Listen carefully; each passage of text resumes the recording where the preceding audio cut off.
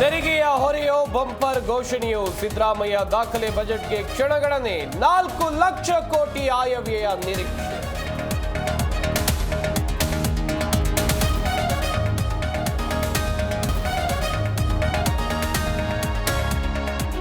ಐದು ಗ್ಯಾರಂಟಿಗಳಿಗೆ ಸಿಗುತ್ತಾ ಮತ್ತಷ್ಟು ಬಲ, ರೈತರು ಮಹಿಳೆಯರಲ್ಲಿ ಹೆಚ್ಚಿದ ನಿರೀಕ್ಷೆ. ಬರೀ ಹಾಳೆಯ ಮೇಲೆ ಲೆಕ್ಕ ಅಲ್ಲ ಎಂದ ಸಿದ್ದು.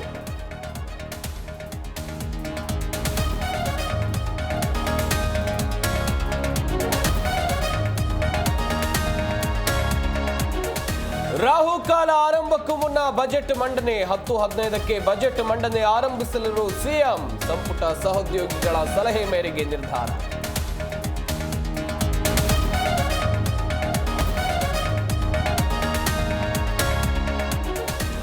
ಬಿಜೆಪಿಯಲ್ಲಿ ನಿಲ್ಲದ ಬಣಬಡಿದಾಟ. ತಿಂಗಳ ಅಂತ್ಯದಲ್ಲಿ ಶಕ್ತಿ ಪ್ರದರ್ಶನಕ್ಕೆ ರೆಬಲ್ಸ್ ಟೀಮ್ ಸಜ್ಜು. ಇಂದು ಬೆಂಗಳೂರಿಗೆ ಅಮಿತ್ ಶಾ ಎಂಟ್ರಿ.